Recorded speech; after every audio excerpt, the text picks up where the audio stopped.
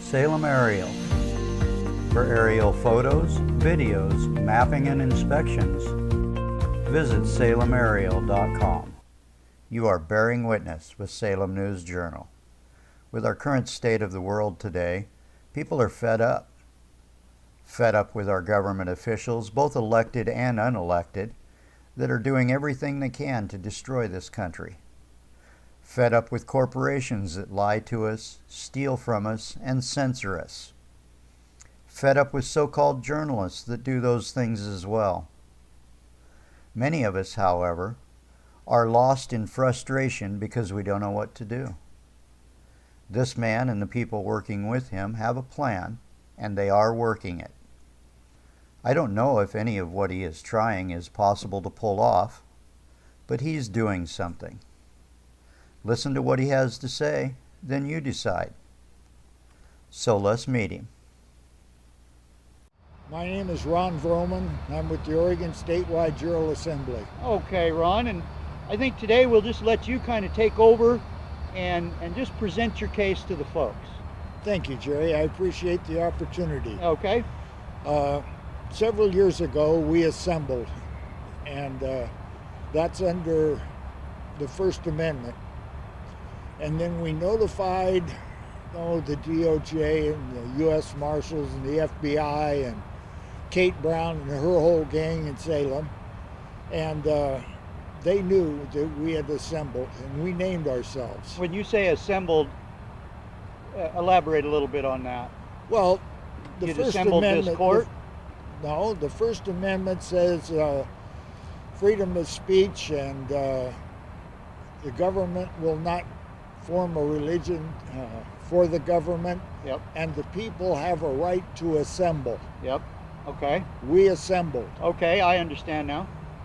And then after we did that, under the Oregon Constitution, which is our Constitution, Article 1, Section 1 says that all power is inherent in the people.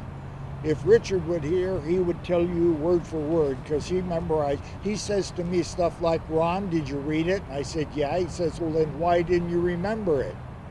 And he remembers that stuff. So he could spout to you Article 1, Section 1. Are we speaking of Richard Koenig? Yes, we are. I know Richard Koenig. Okay. Yeah. Richard's an outstanding guy. You know, he's a fugitive. Technically, yeah. Yeah. So anyhow, we're working on that too. We filed in our court 2 cases for him. Okay. And so then we notified all the same people that we were Article 1, Section 1. And as we're a republic and not a democracy, we don't need a majority to do anything. So we did that, and nobody rebutted us. So we are. When you do something as living testimony in the form of an affidavit of truth and it is without rebuttal, that's law, that's fact, that is it. You can't do better than that. So we did that. And then we said, how do we get rid of this system that we got going that is so corrupt, such as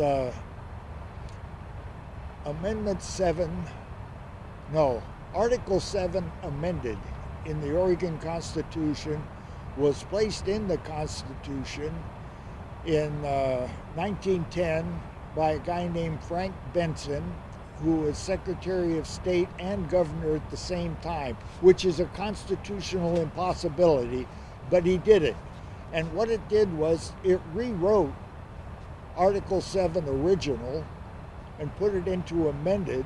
And when they did that, all the judges and everybody agreed to go with Article 7 amended, which negates our Constitution. It puts us into a corporation. So we haven't had law on Oregon since 1910. We've had color law. The judges, the legislature, all of the big shots in government, they all play pretend, and they deal with us in color of law. Well, on May 21st, 2019, the Action Committee from the Oregon Statewide Jural Assembly went to Salem to see the government documents to prove statehood for Oregon and to see what they had in the way of proof for Article 7 amended, and they didn't have any. A Deputy Secretary of State by the name of Richard Weil was representing Oregon at the Oregon Archives, and he's a bar attorney, and we went in and had a meeting, and they had nothing. They were showing us Oregon's Constitution from 1857, the one they sent to Washington, D.C., not the one that was approved and came back. That's a constitution. That's half of a contract. Oregon made contract with the other several states and the United States, and that contract came back to Oregon, and they won't show it. So we said, well, if you're going to do that, we had already written up a document notifying all of the senators of the position that Oregon had placed themselves, because we thought that's what they do to us, and they did. So we all went over to the State House building, and 4 of us delivered that document to 29 senators. One died. I forget her name now. Female Republican senator, and won't come. Anyhow, we went to all of them, and all of their offices received our document. We have proof of receipt, so they knew. Then one of them we couldn't deliver because that person had died.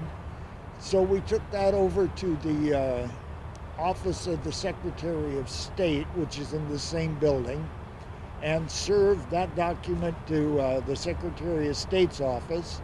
Then we went over to the Justice Building, which is just down the road a ways, and we served that one to the Attorney General, and we've got stamped received document from them. We don't say anything that we can't prove. We have supporting evidence on everything. This document that you keep referring to, give us an overview of what it said. Article 7 amended was placed into the Constitution without one vote being counted. You now know that. If you continue to do this job knowing that that happens, then you are operating in misprison of felony, which means you knew a felony happened and you did nothing about it, therefore you're as guilty. So okay. We served all 29 senators with that. And this was when? May 31st, 2019. Okay. I have the document right here. I brought it. Okay. Then 21 days later, serendipity. I love serendipity.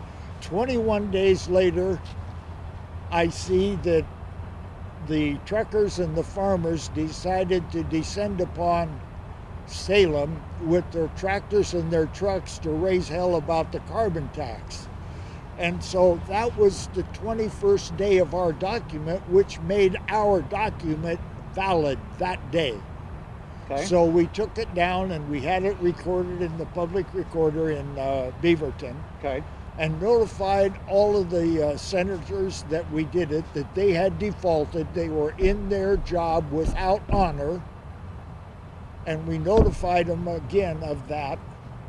And just a few days later, and I'm not saying there's any connection, but a few days later, all the Republican senators abandoned Salem. So we said to ourselves, what can we do to push this system to make it function for us? If we, the people, have all the power, and if we do not like the form of government that we're given, it is up to us to change it. And we've notified them all. They all know it. The feds, the state, city, county, all the sheriffs, everybody knows it. We're coming for you. And so then we said, wow, we are actually still in martial law from 1861. Did you know that? No, I mean, I've heard a lot of people talk about this stuff, but I don't personally have a good grasp on it. Okay. Lincoln, when he was president, he wrote Executive Order 100.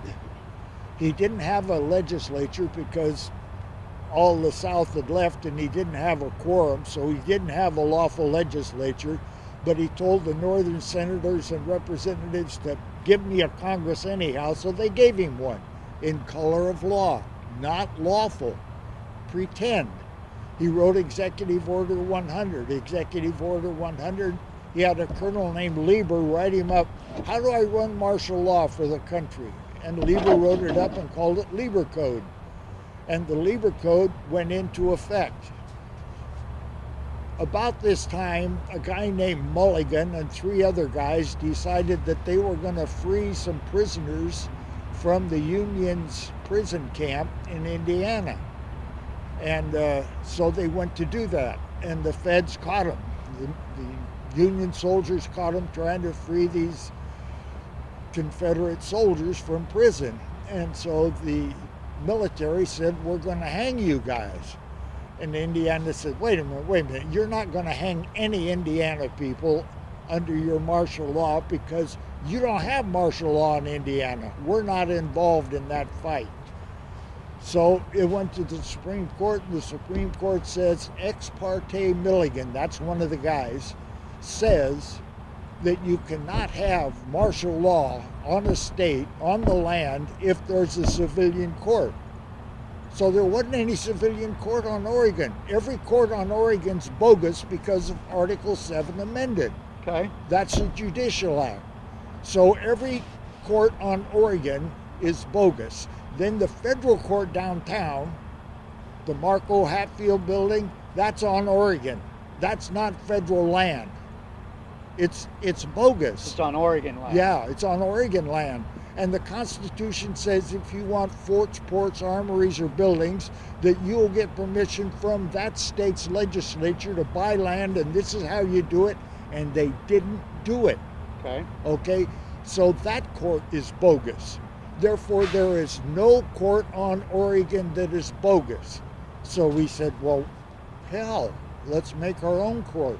So you mean to say that all of the courts in Oregon are bogus? Yes. Okay. Absolutely. Okay. And I can prove it. Okay.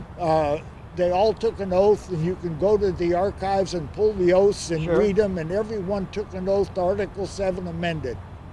They're bogus. They're crooks. They're color law. So that brings us back up here to 2020, where Governor Brown's issuing all of these executive orders and all of this stuff. So what's your approach to that?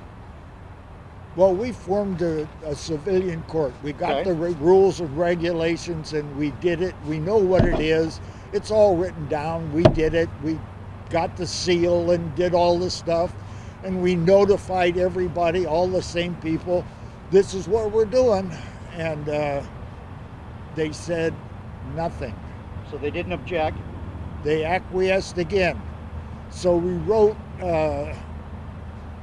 docket number 0407-1776 and told them, an interesting number for a docket, isn't it? Yeah. And we told them, this is our civilian court. And we went down and mailed it according to the Universal Postal Union's treaty, which is a specific way to enter a document into the system. And it's the same as taking it down and giving it to the judge and have the clerk stamp it. Okay. By treaty. So we did that and notified them that this is what we're doing. And we brought charges against Kate Brown and a whole bunch of others. Why don't you still list a few of the names on your indictment? It's not an indictment yet. Okay. Okay.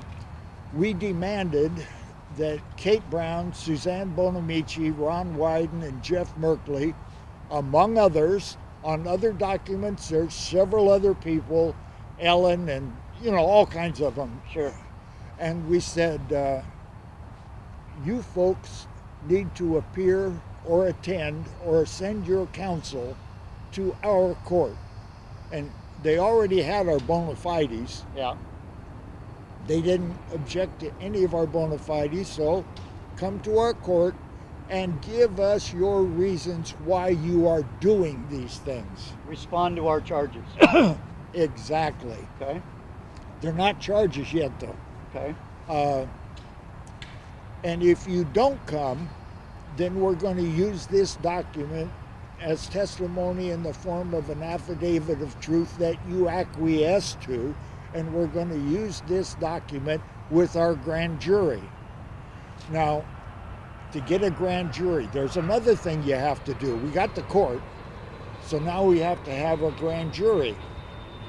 So to get a grand jury, you have to have a jury pool. The jury pool has to be Oregonians. Okay.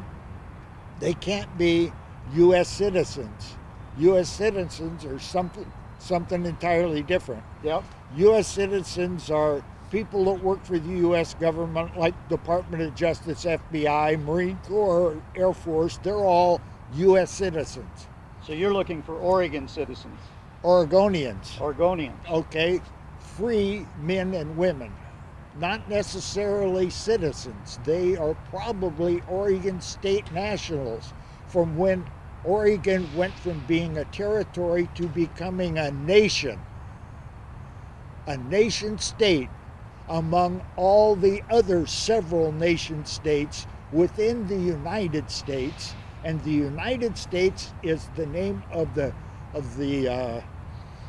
government service company for the United States of America, which is another entity made up by the Congress from the Articles of Confederation and Perpetual Union that invented the United States.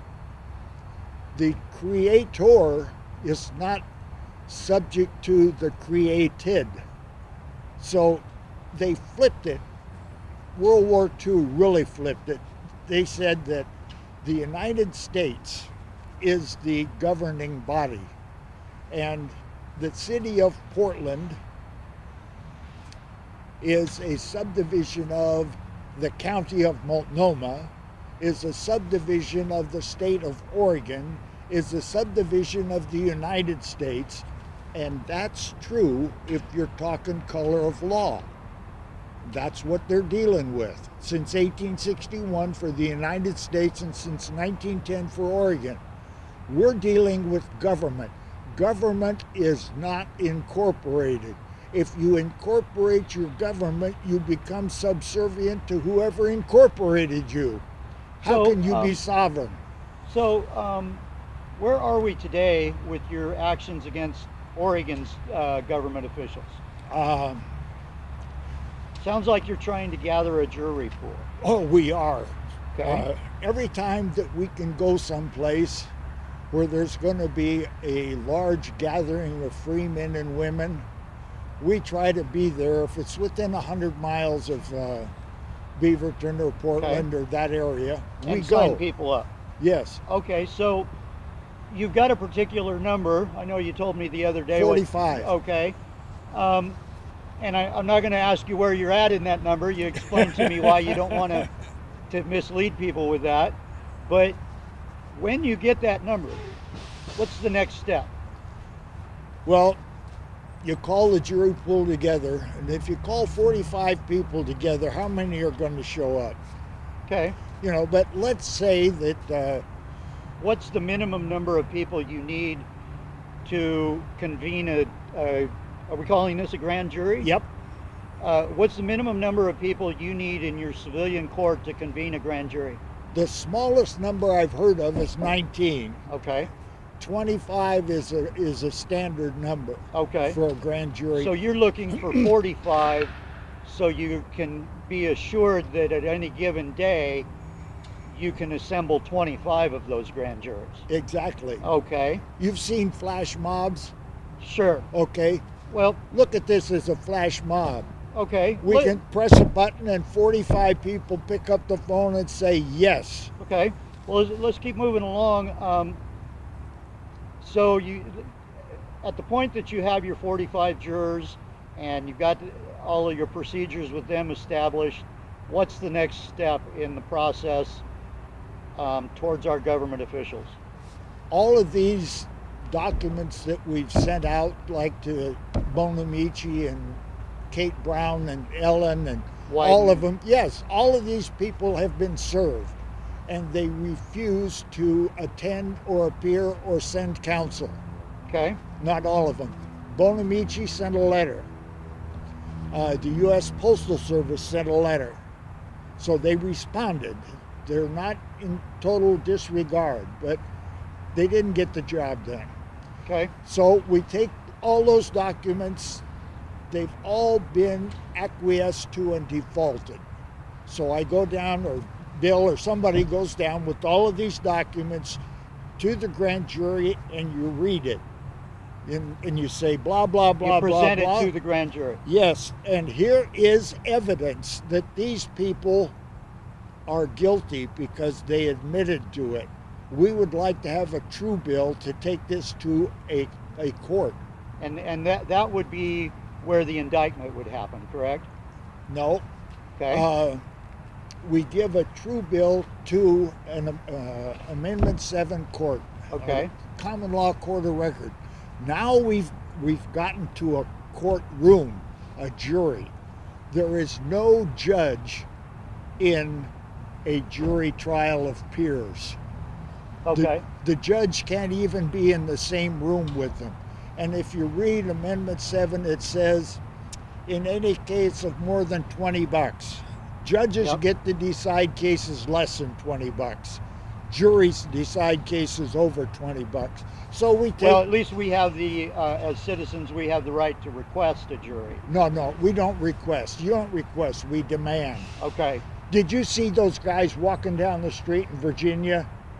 No, I don't think I've seen that. I might cheer up, but here's 200 guys, full kitted. They're ready, all armed up, weapons, vests, helmets, and mufti. Everybody's dressed different, and they got a guy out in front, and he's wearing all black and carrying a rifle, and they're marching down the middle of the street in Richmond, Virginia. Okay. They're going to the courthouse. And when they get to the courthouse, the cops are there. And the cops say things like, what are you doing here? And where's your permit? And the guy says, turn up. The guy says, free men don't ask permission. Okay. So let's get back to where you are in the process in Oregon and where you go next. And you said that right now you're collecting jury pool members. Yep. And then once you have established a pool of them and you establish a grand jury and they issue what did you call it? A true bill. A true bill. And now you've got it over to a county courthouse? No courthouse involved. Now it goes to an Amendment 7 common law jury of peers. Okay. Remember the 45 people? Yep. We use 25 for the grand jury. We can still use part of that 25, but we got to now find 12 to 15, probably 15 to have at least 3 alternates. Yep. And Okay. so you say, I need a jury now. And so 15. Okay, so now we're at a point where this true bill has been moved over. Yep. And you've established you're done with the grand jury, and now you're establishing a jury for the court. Yep. And the jury says, Ron, you're absolutely right. Kate Brown, Suzanne Bonamici, Ron Wyden, and Jeff Merkley are all without honor. They're oath breakers, and they cannot hold a position of trust. Okay. That's a fact, and they acquiesce to it, and we find them guilty. Bang. Okay. Now I have a verdict. Okay. Okay, so now what do you do with the verdict? You find somebody to enforce the verdict. Okay, on Oregon, it's all specified. You go to your sheriff and you say, Sheriff, I have a verdict from a lawful court. Will you enforce this verdict? Now there's 36 sheriffs, and I know by personal experience that all 36 of those sheriffs have their position in violation of their oath, and they're all in their office without honor and are not entitled to hold a position of trust because all of them have broken their oath. They all sell a concealed carry permit, which is in violation of the Second Amendment. They infringed on everybody's rights to sell a carry permit. Okay. That's a fact. That's over with. So these sheriffs are illegitimate themselves. So where do you go from there with your verdict? Well, let's say that we try all the sheriffs and all of them decline to do their lawful job. Okay? So then, boy, okay, let's go over to the Oregon State Police. And they're headed up by a lady named Terry Davey. Who just took control. Yep, she's the superintendent. She was just appointed by Kate Brown. Funny thing is, Terry Davey is the one that originally arrested Richard Koenig and put him into this whole fugitive thing. Okay, now do you think Terry Davey is going to do a verdict and enforce a verdict against the person that appointed her to her? No, I don't think so. Okay. Maybe, but I don't know. Okay, so let's But assume we'll she try it. doesn't, and what happens then? Well, then we can go over and see Rocky Cumlin. I think that's pronounced correct. He's the provost marshal for the Oregon National Guard. Okay. In the Oregon Constitution, it says there is a, damn it, I hate it when the brain just quits. There's an organized and an unorganized militia. There's two militias on Okay. Oregon. I have heard and don't have factual evidence for this, but they say that 6 years ago, Kate Brown disbanded the organized state militia. She disbanded it. Okay. Okay, now, I haven't checked into that, but I don't know where she got the power to disband a constitutionally required organization. Yeah, let's remind the folks out there what the Second Amendment of the United States Constitution says about militias. Well, we're entitled to and required to have a Okay. militia. And A lot of people equate the Second Amendment only to the right to possess firearms, oh, that, yeah, but that's we're given that right to possess firearms for a purpose. And Yeah. the militia is the purpose. no, that's only part of it. That's part of the... Yeah. Yeah, You don't need a militia to protect yourself, your family, and your property. yes. Okay, so then we go over to Rocky and we say, Rocky, you're the provost marshal for the Oregon National Guard. Will you do your job? And Rocky's boss is a guy named General Michael,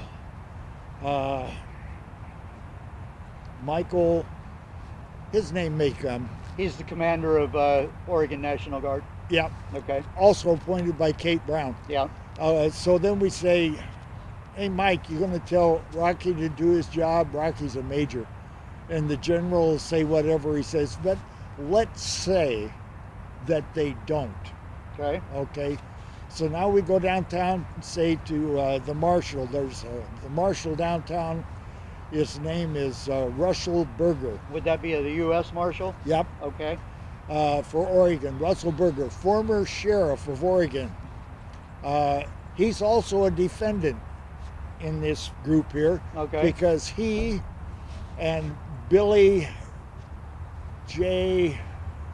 well, because he's a defendant, he's unlikely to be Yeah. serving your verdict. Yes. So then where do you go? Okay. Now we have heard that the Oregon organized militia was disbanded, right? Okay.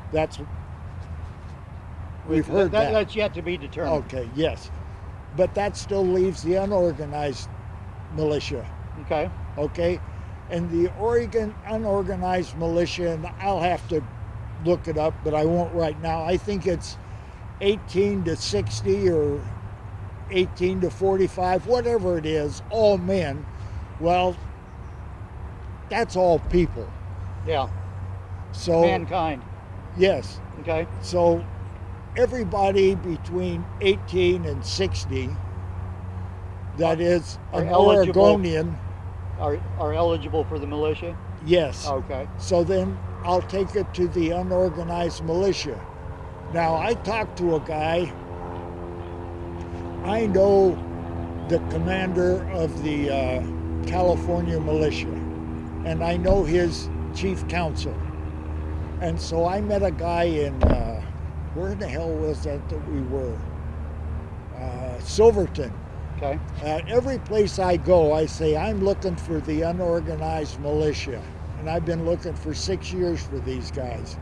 And they all turn out to be flakes and not the guy. Yeah. You know, they wear a 3%er t-shirt and show up at a gun rally, and then they disappear and won't do their job. But Yeah. I'm talking to these people strong. I don't do things in half measure. So Ron, let me ask you this.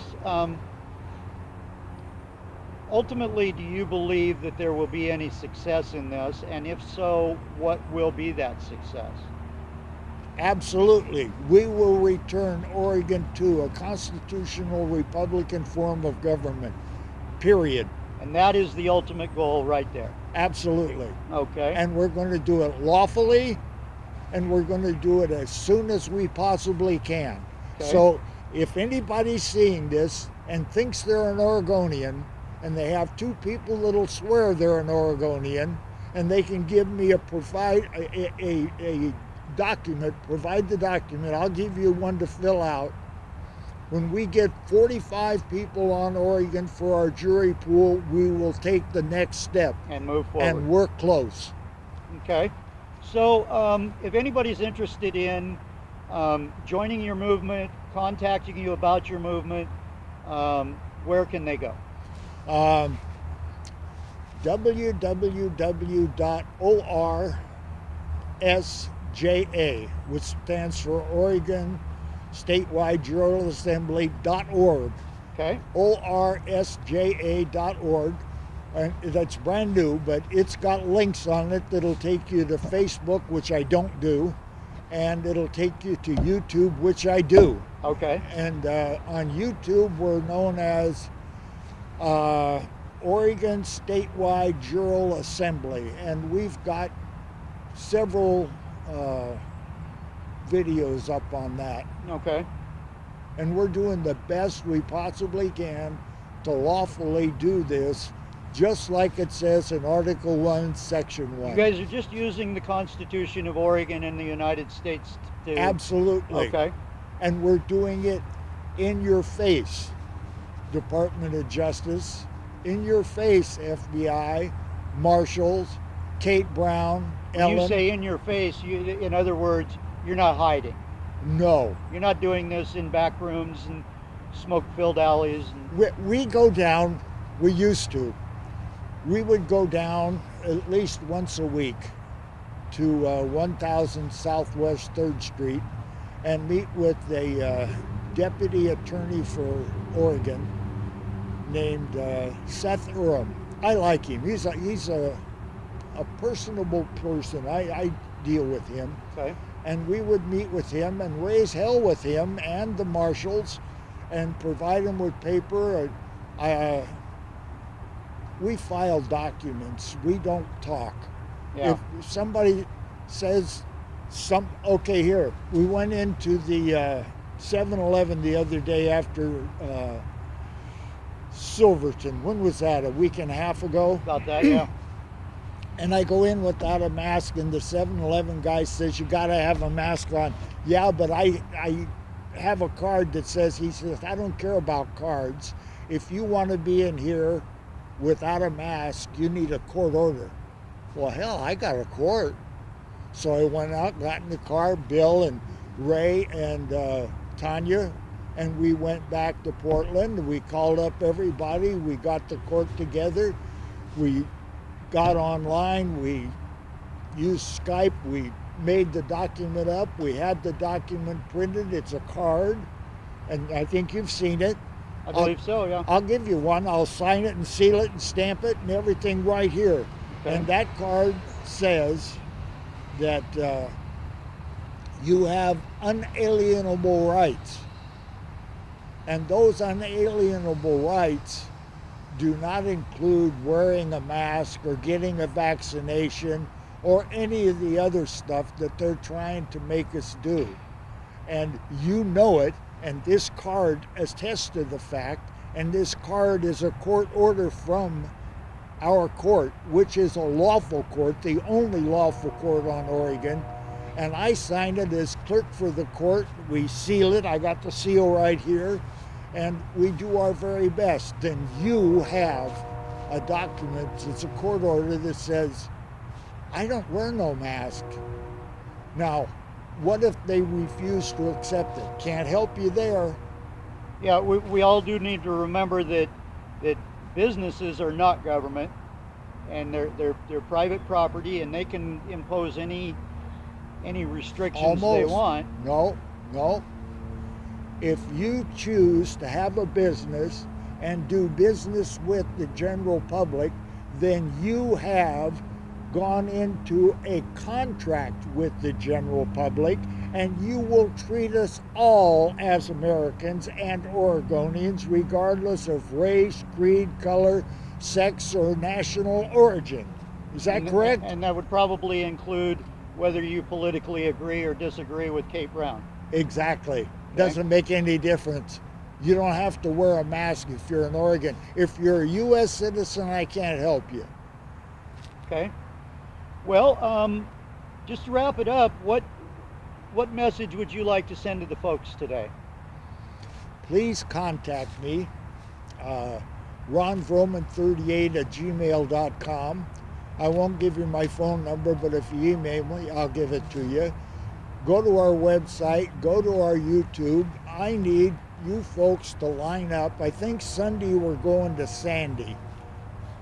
That's what I heard. I haven't heard anything else, but Sunday we're going to go. That would be, as far as the tentative plans that I've heard about for that event Sunday, it would be basically the downtown core area of Sandy, and amongst there's several restaurants and stuff down there that are suffering. Yes. And that would be another thing. Why don't you tell the folks a little bit about Sunday's event? I don't make any decisions. Sure. I don't have any horsepower at all anywhere for anything. I only make decisions for me, but I got an email that said, Ron, this is what we're doing in Sandy. And it seems like the mayor of Sandy's in on it, and he wants this to happen. That's my understanding as well, as the mayor and possibly some of the city council members and many of the core businesses are putting on this event.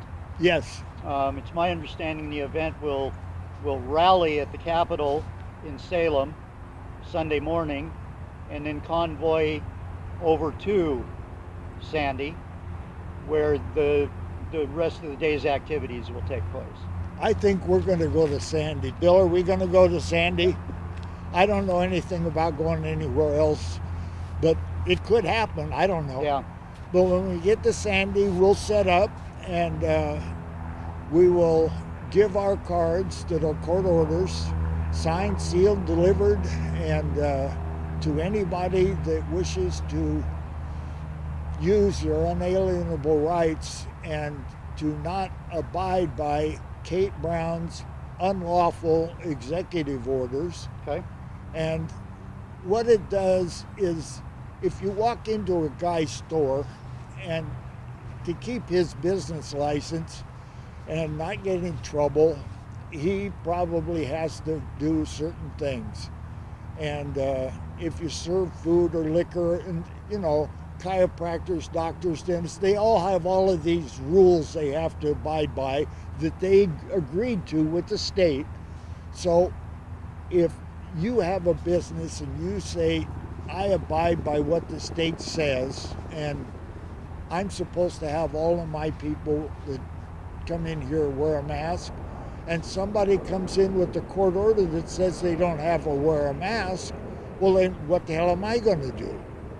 I'm going to invite them in without a mask, and they can do business here, and I will have fulfilled my obligation to the state the state of Oregon's color of law agency, and I won't be in trouble with them. And anybody that's a customer that's wearing a mask and says, what about them?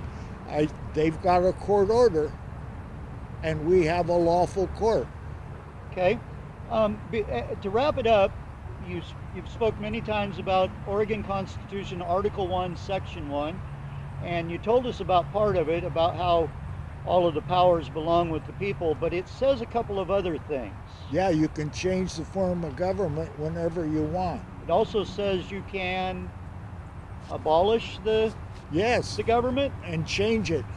So Oregonians have the power to rearrange, reorganize, return to a different form of government, a constitutional Republican form of government, or we have the authority to abolish the whole thing and start over. No, you don't. Okay, elaborate a little bit on that, because it does say the word abolish. Yes, and we will abolish Kate Brown and her oligarchy in Salem because they are in color of law, they are without honor, and they have no business in a position of trust. They did that to themselves. But the Constitution also says we will have a constitutional Republican form of government. We will not have social democrat. We will not have Islam. We will not have communism. National socialism. None of that. Yeah. Constitutional Republican form of government is guaranteed. We're going to have it. Well, one last time, give your website, Ron. www.orsja.org. All right. Well, thank you for your time. I appreciate it. Ladies and gentlemen, really appreciate it. Ladies and gentlemen, you're bearing witness with Salem News Journal. At Western Pacific Roofing, our residential team can provide all of your roofing needs. 503-588-7663.